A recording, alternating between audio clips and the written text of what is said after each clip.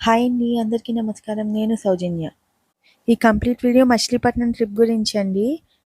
నేను కంప్లీట్ నా ట్రిప్ ఎలా జరిగిందో చెప్తానండి. ఫస్ట్ వీడియో అయితే స్టార్ట్ చేసేద్దాం.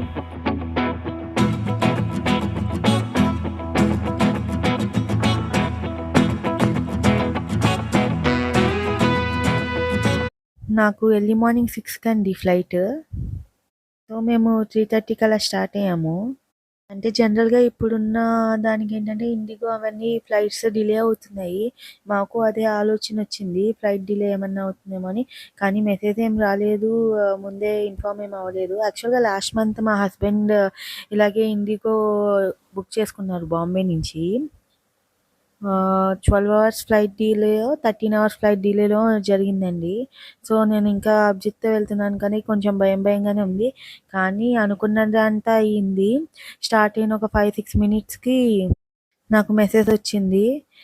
6 నుంచి 7:30కి డిపార్చర్ టైమ్ చేంజ్ చేస్తున్నామని. సో, ఎట్లాగో స్టార్ట్ అయిపోయాం కదా! ఇంక ఎళ్లి అక్కడే కూర్చుందాము పార్కింగ్‌లో పెట్టుకొని అనుకున్నాము. సో, ఇంక మేము ఇంకా స్టార్ట్ అయ్యాం కదా! అని అక్కడ మధ్యలో ఒక కాఫీ బ్రేక్ తీసుకొని చిన్నగా 40 మినిట్స్‌లో వెళ్ళాల్సింది ఒక 1 అవర్ ఎళ్ళాము. బయట చలైతే చాలానే ఉందండి. మేమైతే హీటర్‌ని పెట్టుకొని ఆన్ చేసుకొని వెళ్ళాం కార్‌లో. అసలు మంచు కూడా బాగా పడుతుంది. నేనింకా ఎర్లీ మార్నింగే కదా! ఏముంటాయి ట్రాఫిక్ అంత ఉండదనుకున్నా గానీ, హైవే మీద ట్రాఫిక్ అయితే లేదు గానివ్వండి. కానీ వన్స్ ఎయిర్‌పోర్ట్ రోడ్ ఎక్కాక కంటిన్యూయస్ బాగా ట్రాఫిక్ ఉంది. బాగా కార్స్, వెహికల్స్ అవన్నీ వెళ్తున్నాయి. సో, కొంచెం ఎర్లీగా స్టార్ట్ అవ్వడం మంచిదే అనుకున్నాము. మా అభిజిత్ ఏమో వాళ్ళ నాన్న దగ్గర పడుకున్నాడు. ఈ హైవేస్ మీద గానీ, ఎక్కడైనా ట్రాఫిక్ నమ్మలేమండి. ఒకసారి చాలా ఫ్రీగా ఉంటుంది. ఒక్కోసారి మటుకు బాగా గట్టిగా దెబ్బ పడుతుంది. ఒక్కోసారి 1 అవర్‌లో ఎళ్ళాల్సింది 4 అవర్స్ పడుతుంది. వన్స్ ట్రాఫిక్ జామ్ అయిందంటే బాగా ఇప్పుడు మా బెంగుళూరు హైవే, బెంగుళూరు హైవే అయితే బాగా రష్ ప్లస్ ఏంటంటే యాక్సిడెంట్స్ కూడా అట్లాగే జరుగుతున్నాయి. హైవేస్ మీద చాలా జాగ్రత్తగానే వెళ్ళాలి. మేమైతే ఒక 3 అవర్స్, 4 అవర్స్ ముందే స్టార్ట్ అవ్వాలి ట్రైన్ జర్నీకి. ఎందుకంటే 2 అవర్స్ మాకు ట్రావెలింగే అవుతుంది హైదరాబాద్‌కి గానీ ఎక్కడికైనా. ఇంత ఎర్లీ మార్నింగ్ ఎయిర్‌పోర్ట్‌లో అంత రష్ ఉంటుందని నేను ఎక్స్‌పెక్ట్ చేయలేదండి అసల. పార్కింగ్ కూడా ఆల్మోస్ట్ ఫుల్ అయిపోతున్నాయి. ఇంకా లక్కీగా మాకు ఈజీగానే దొరికింది పార్కింగ్. ఇంకా పార్కింగ్‌లో పెట్టుకొని కాసేపు ఆగాక వెళ్దాము అని ఒక 7:30 ఫ్లైట్ కదా! 6కి అట్లా వెళ్దాం అనుకున్నాను.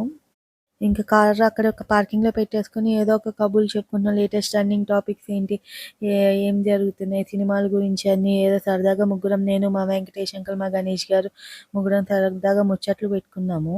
మా అత్తయ్య వాళ్ళకి కూడా ఫోన్ చేసి చెప్పాను. అత్తయ్య ఇలా ఫ్లైట్ డిలే అయింది అంటే మా అత్తయ్య అంటూనే ఉంటుంది, "ఫ్లైట్ డిలే అయినా నీకెందుకు నువ్వు వెళ్ళిపో, చెక్ ఇన్ అయిపో లోపలికి" అని. మనం వింటామా? వినం కదా! దాని ఎఫెక్ట్ నాకు గట్టిగానే పడిందండి.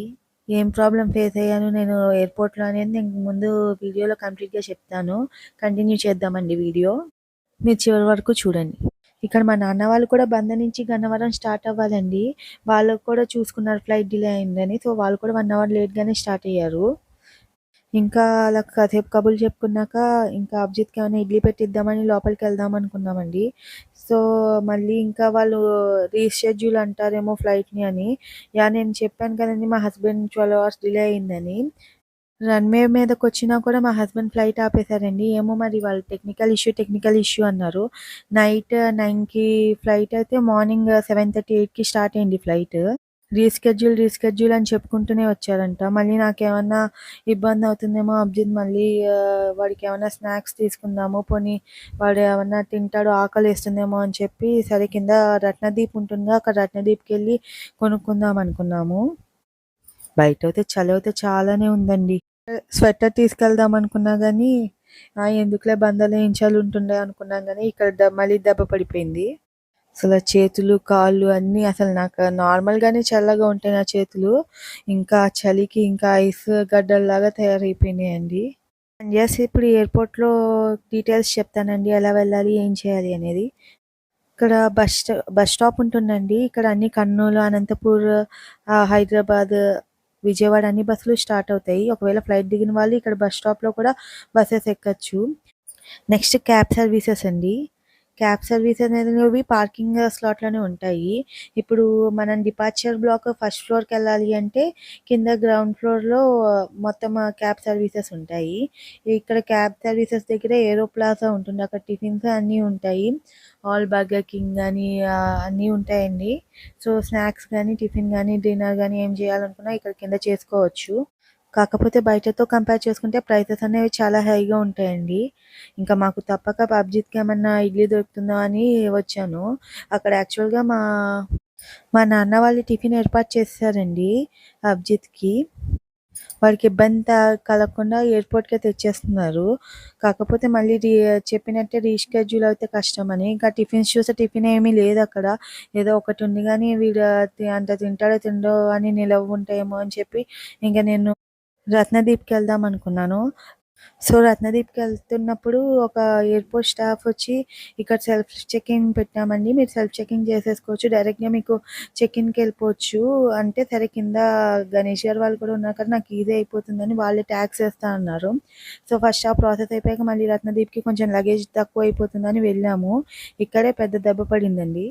నాది ఇన్‌ఫాంట్ టికెట్ వల్ల నాకు కొంచెం సెల్ఫ్ చెకింగ్‌కి ఇబ్బందొచ్చింది. స్టార్టింగ్ ప్రాసెస్ అంతా బానే ఉంది గానీ, లోపల ఒక హాఫ్ అన్ అవర్ టైమ్ అయిపోయింది. అయిపోయినా కూడా నాకు బ్యాగేజ్ వెళ్ళలేదు. సో, త్వరగా మీరు పైకెళ్ళి చెకింగ్ చేసుకోవాల్సిందే. మీ బ్యాగేజ్‌ని డ్రాప్ చేయాల్సిందే అన్నారు. ఇది సెల్ఫ్ చెకింగ్‌కి ఎలా చేసుకోవాలో ఫస్ట్ నేను చెప్తానండి. ఇట్లాగే మన పీఎన్ఆర్ నెంబర్ ఉంటుంది మన టికెట్‌లో. పీఎన్ఆర్ నెంబర్ నొక్కితే మన డీటెయిల్స్ వస్తాయి. డీటెయిల్స్ నొక్కాలండి. డీటెయిల్స్ నొక్కి కంటిన్యూ నొక్కాలి. సో, మనకి ట్యాగ్స్ అవి కూడా ఈజీగా వస్తాయి. ఎన్ని బ్యాగేజ్ ఎంత 15 కేజీస్ ఎన్ని బ్యాగేజ్ ఎన్ని అని కూడా యాడ్ చేసుకోవాలి. ఆ బ్యాగేజ్‌కి తగ్గట్టు మనకి ట్యాక్స్, బోర్డింగ్ పాస్ వస్తుంది. ఇక్కడేంటంటే నాకు ట్యాక్స్‌కి ఇంకో ఆప్షన్ కూడా నొక్కాలంట. నాకు ఫస్ట్ టైమ్ కాబట్టి నాకంత తెలియలేదు సెల్ఫ్ చెకింగ్‌లో. సో, బోర్డింగ్ పాసెసే వచ్చినాయి. మళ్ళీ ఎంటర్ చేసి ట్యాక్స్ తీసుకోమన్నారు. సో, అది కూడా నేను చూపిస్తాను మీకు. ఫస్ట్ పీఎన్ఆర్ నెంబర్ అనేది ఇంపార్టెంట్ అండి. ఫస్ట్ మీరు పీఎన్ఆర్ నెంబర్ అనేది మీ దగ్గర పెట్టుకోండి సెల్ఫ్ చెకింగ్ చేసేటప్పుడు. సో, పీఎన్ఆర్ నెంబర్ మనం ఎంటర్ చేసుకోవాలి. ఇట్లా స్క్రీన్ మీద ఎంటర్ చేసుకోవాలి మనం పీఎన్ఆర్ నెంబర్. నేను ఫోన్‌లో చూసుకొని ఎంటర్ చేసుకుంటున్నా. అక్కడ అడుగుతుంది. ఆ బ్యాగేజెస్ కౌంట్ అడుగుతుందండి. ఆ బ్యాగేజెస్ కౌంట్ మనం ఎన్ని బ్యాగేజెస్ తీసుకుంటున్నామా అని.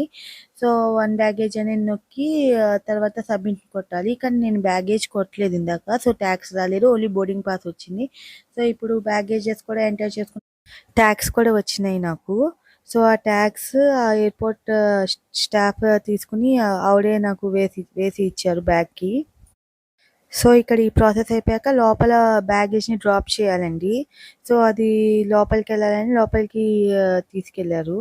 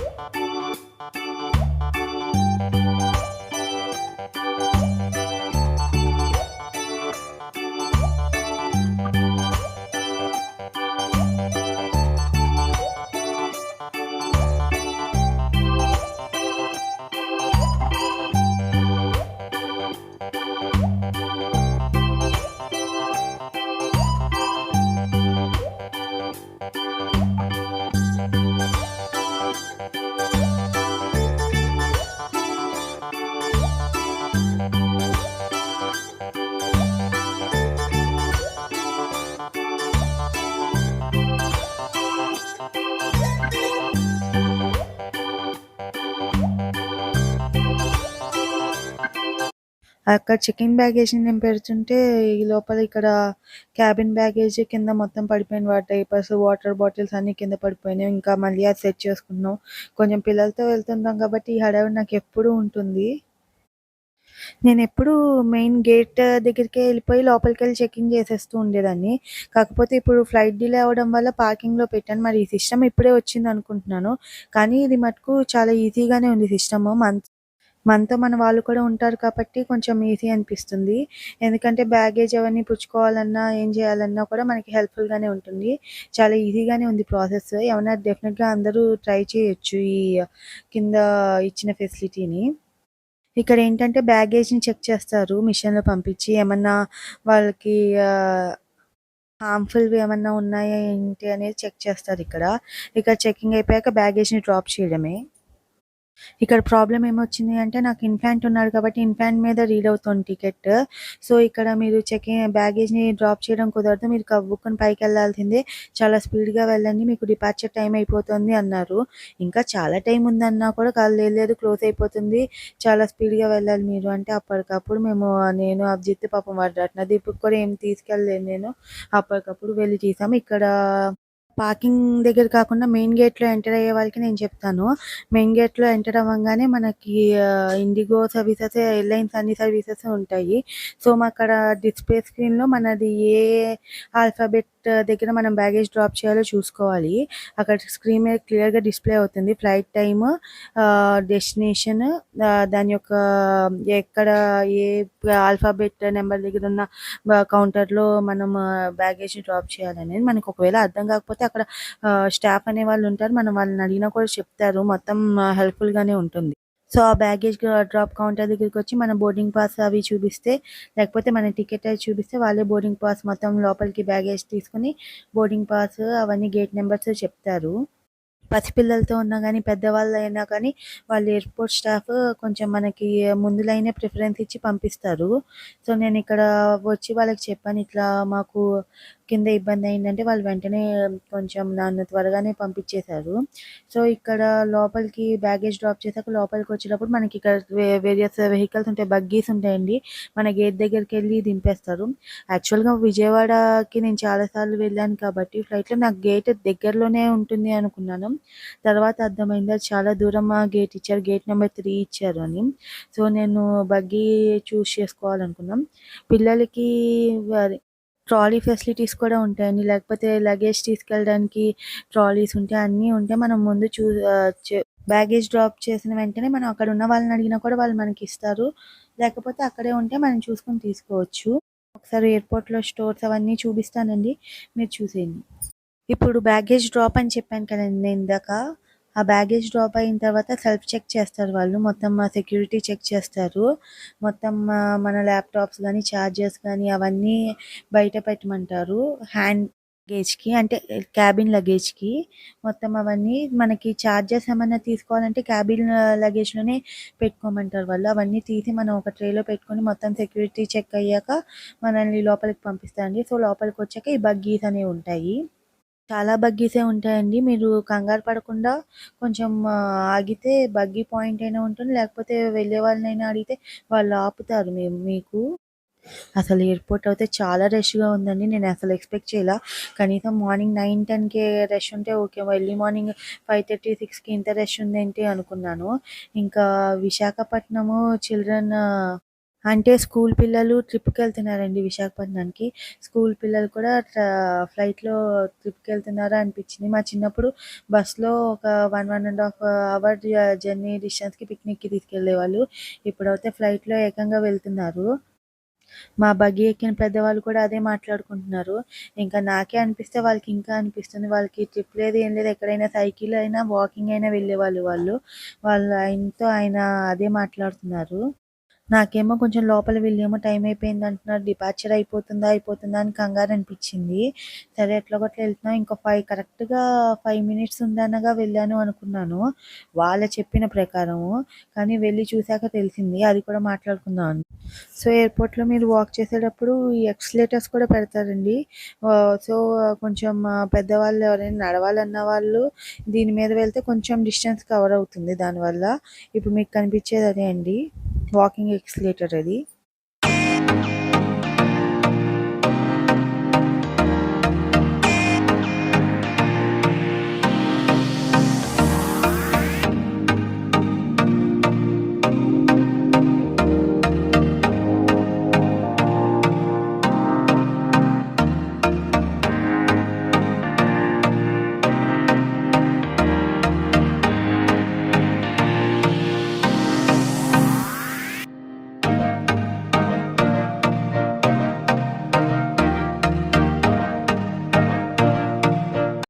సో, ఇందాక చెప్పాను కదండీ! గేట్ దగ్గరికెళ్ళాలి కంగారుగా ఉందని. గేట్ దగ్గరికెళ్ళి చూస్తే అసలు పాపం జనాలు మొత్తం ఫుల్ అయిపోయారండి.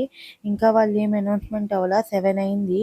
7 అయినా కూడా వాళ్ళు మాకింకా క్లియరెన్స్ రాలేదంటున్నారు. నేనైతే ఫిక్స్ అయిపోయాను ఖచ్చితంగా మళ్ళీ డిలే చేస్తారని. వాళ్ళు చెప్పే రీజన్ ఏంటంటే కొంచెం స్నో ఎక్కువుంది. కొంచెం ఆ స్నోకి తగ్గట్టు గన్నవరం ఎయిర్‌పోర్ట్ ఇంకా రెడీ అవ్వలేదు. సో, మీకు ల్యాండింగ్‌కి ఇబ్బందవుతుంది. సో, మాకింకా క్లియరెన్స్ వస్తే చెప్తామని. ఫ్లైట్ అయితే రెడీ అయిపోయింది. ఎయిర్ హోస్టెస్ వాళ్ళందరూ, పైలట్స్ వాళ్ళందరూ ఎక్కేసారు. కాకపోతే ఇంకా క్లియరెన్స్ రాలేదు. ఈ లోపల మా అభిజిత్ అక్కడ స్టాఫ్‌తో మొత్తం ఎయిర్‌పోర్ట్ ఒక రౌండ్ ఏసేస్తున్నాడు. అసలు ఆగుతాడా ఈ పిల్లాడు? ఇప్పుడు నేను మీకు చూపిస్తున్నాను కదా! అది లగేజ్ అండి. ఇందాక మనం బ్యాగేజ్‌ని డ్రాప్ చేసాం కదా! ఆ బ్యాగేజ్‌ని డ్రాప్ చేసినవన్నీ ఇక్కడ, ఇక్కడ బ్లూ కలర్‌వి కనిపిస్తాయి మీకు. ఆ బ్లూ కలర్ వెహికల్స్‌తో వెళ్తారండి. మా తీసుకెళ్తారు ఫ్లైట్ వరకు. క్యాబిన్ బ్యాగేజ్ అయితే మనతోనే ఉంటుంది కదా! ఇంక నేను ఆ క్యాబిన్ బ్యాగేజ్ పక్కన పెట్టేసేసి వాళ్ళకి చెప్పాను, "బాబు ఇది నాదే నేనిక్కడ పెడుతున్నాను. దీంట్లో ఏమీ ఇంపార్టెంట్‌వి ఏమి లేవు. సో, నేను మా బాబుని ఒకసారి అటు ఇటు తిప్పుకొని వస్తాను" అని చెప్పి అక్కడ పెట్టి మొత్తం ఫ్లైట్ అంతా పెట్టాను. చివరికి క్లియరెన్స్ వచ్చింది. ఇంకా మేము కూడా ఫ్లైట్ లోపలికెళ్తున్నాము.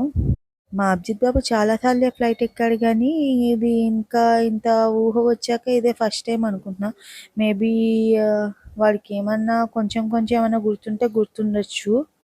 అండ్ యెస్, ఫ్లైట్ లోపలికెళ్ళాలంటే ఇట్లా వెళ్ళాలండి. ఒక్కొక్కసారి వాళ్ళు ఎలక్ట్రిక్ బసెస్ ఇస్తారు ఫ్లైట్ వరకు తీసుకెళ్ళడానికి. ఒక్కోసారి మనకిట్లా లాన్‌లాగా ఇచ్చేస్తే మనం దాంట్లో నుంచి ఫ్లైట్‌కెళ్ళిపోతాము. ఫ్లైట్ లోపలికెళ్ళిపోయామండి. మా అభిజిత్ బాబు ఫ్లైట్ ఎక్కంగానే కొంచెం ఆ విండోస్ దగ్గర షట్టర్స్ ఉంటాయి కదా! ఆ షట్టర్స్ నా దగ్గర కూర్చొని ఆ షట్టర్స్‌తో ఆడుకునేవాడు ఇదివరకు. మరి ఇప్పుడు కూడా ఆడుకుంటాడంటే వాడు అస్సలు ఆడలేదండి. వాడు అక్కడ ఉన్న ప్రొటె సేఫ్టీ ఇన్‌స్ట్రక్షన్ బుక్లెట్ ఉంటుంది కదా! ఆ బుక్లెట్‌ని చక్కగా వాడు ఓపెన్ చేయడం, కింద పడేయడం, మీద పడేయడం అదే జరుగుతుంది. సో, అభిజిత్ బాబుతో కొంచెం మాట్లాడదామని చూస్తున్నాను. మాట్లాడిద్దామని. సో, వాడు నవ్వుకుంటూ, వాడితో ఆడుకుంటూ కొంచెం ఫోటోస్ అవి దిగాము నేను, అభిజిత్ బాబు. మా అభిజిత్ చూడండి ఎంత సీరియస్‌గా చదివేసుకుంటున్నాడో బుక్కు. ఆ బుక్కు ఎట్లా చదువుతున్నాడంటే రివర్స్‌లో పెట్టుకొని అంత సీరియస్‌గా చదివేస్తున్నాడు. ఆ బుక్‌లో ఒక బొమ్మ ఉంటుంది కదా! ఆ బొమ్మ మనకి ఏం చేయాలి మొత్తం ఇన్‌స్ట్రక్షన్స్ అనేవి చూపిస్తూ ఉంటుంది కదా!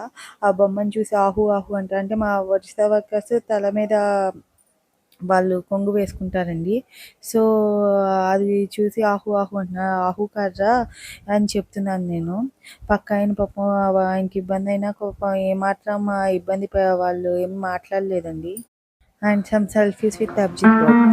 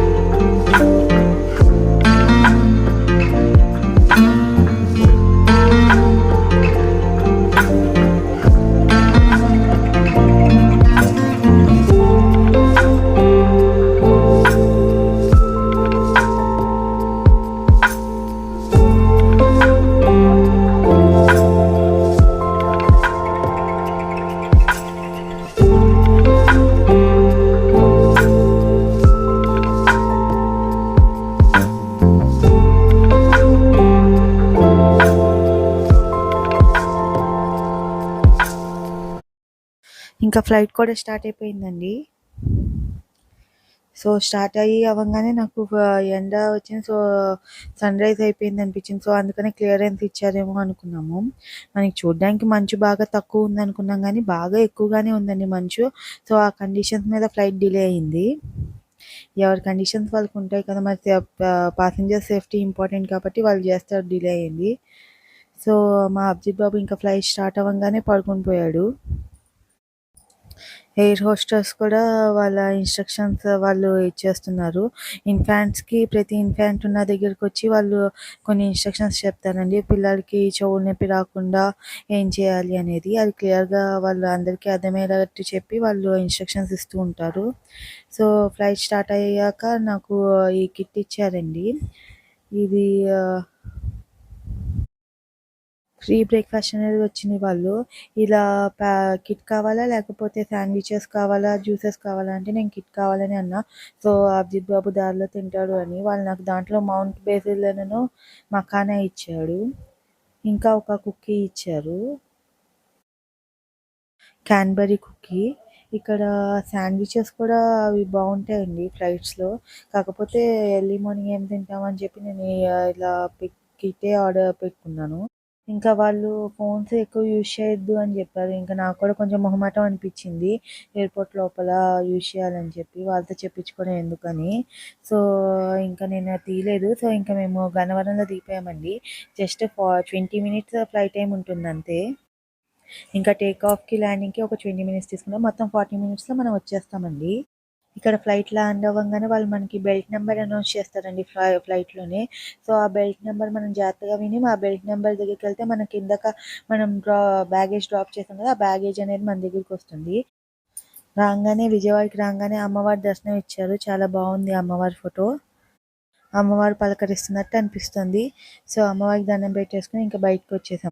గన్నవరం అనేది చాలా చిన్న ఎయిర్‌పోర్ట్ అండి. ఓన్లీ 6 గేట్స్ ఉంటాయనుకుంటా నాకు తెలిసినంత వరకు. ఇక్కడ డి మనం అరైవల్ దగ్గర 2-3 బెల్ట్స్ ఉంటాయేమో మేబీ. సో, ఇందాక నేను బెల్ట్ నెంబర్ చెప్తా అన్నా కదా! మనం ఆ బెల్ట్ నెంబర్ దగ్గరికొచ్చాక మన లగేజెస్ అనేవి వస్తూ ఉంటాయండి. ఒకవేళ మనము లగేజ్ మిస్ అయ్యి లోపలికెళ్ళినా కూడా మళ్ళీ పంపిస్తారు. మనం కంగారు పడాల్సిన అవసరం లేదు. సో, మా నాన్నగారికి ఆఫీస్ టైమ్ అయిపోయిందని చెప్పి మా అమ్మగారొచ్చారు. మా అమ్మగారొచ్చి ఇంకా మమ్మల్ని తీసుకెళ్తున్నారు. హైదరాబాద్‌లో మనకి కొంచెం సన్‌రైజ్ కనిపించింది కానివ్వండి, ఇక్కడ మనకి ఇటు సైడ్ విజయవాడ సైడ్ మంచయితే చాలా ఉందండి. ఇటు సైడ్ ఏరియాకి మంచు బాగా ఉంటుంది గానీ, కొంచెం 8:30, 9 అట్లా క్లియర్ అయిపోతుంది గానీ, నేనొచ్చిన రోజైతే 11:30 వరకు మంచు అట్లాగే ఉంది. మళ్ళీ గన్నవరం నుంచి మచిలీపట్నం 1 అవర్ పడుతుందండి మాకు. సో, వచ్చింది సంక్రాంతి టైం కాబట్టి ఇంకా ఫెస్టివల్ మోడ్ ఆన్ అయినట్టే అండి. కానీ కొంచెం ఎర్లీగానే వచ్చాను నేను. 6కే వచ్చేసాను. ఏం లేదండి రోడ్ అయినా కూడా మనకి సంక్రాంతి టైమ్స్‌లో లాంగ్ వీకెండ్స్ వస్తున్నాయి. సో, ట్రాఫిక్ ఎక్కువ ఉంటుంది. టికెట్స్ అవన్నీ మనకి రీజనబుల్ ప్రైసెస్‌లో ఉండవని చెప్పి 6థ్ నాకు కొంచెం రీజనబుల్ ప్రైసెస్ అనిపించి నేను 6థ్ మార్నింగే బుక్ చేసుకున్నాను. సో, ఇంక వచ్చేసామండి మచిలీపట్నం. ఎంతైనా మన ఊరు మనకొస్తే మనకి ఆనందం వేరుగా ఉంటుందండి. ఇంకా బందర్ వాళ్ళకంటే ప్రాంతీయ అభిమానం అయితే చాలా ఉంటుంది. నాకైతే మచిలీపట్నం మీద ప్రాంతీయ అభిమానం చాలా ఉందండి. ఎంతైనా పుట్టి పెరిగింది ఇక్కడే కదండీ! ఆ మాత్రం ఉండదా ఏంటి? ఇంకా ఫైనల్‌గా మా ఇంటికొచ్చేసామండి. సరేనండి. మరి ఇంకో వీడియోతో కలుద్దాం. మరిన్ని వీడియోస్ కోసం మా ఛానెల్‌ని సబ్స్క్రైబ్ చేసుకోండి. మా అబ్జిత్ బాబుకి కొంచెం కొంచెం గుర్తున్నట్టుందండి ఆ ఇల్లు. నేనైనా ముందు 2-3 డేస్ నుంచి ప్రిపేర్ చేస్తున్నా బందర్ ఎళ్ళాలి, ఇల్లు ఇట్లా ఉంటుంది అమ్మమ్మ, తాతయ్య అని. సో, వాడేమంత గోల చేయలేదు. సో, మా జర్నీ ఇలా జరిగిందండి.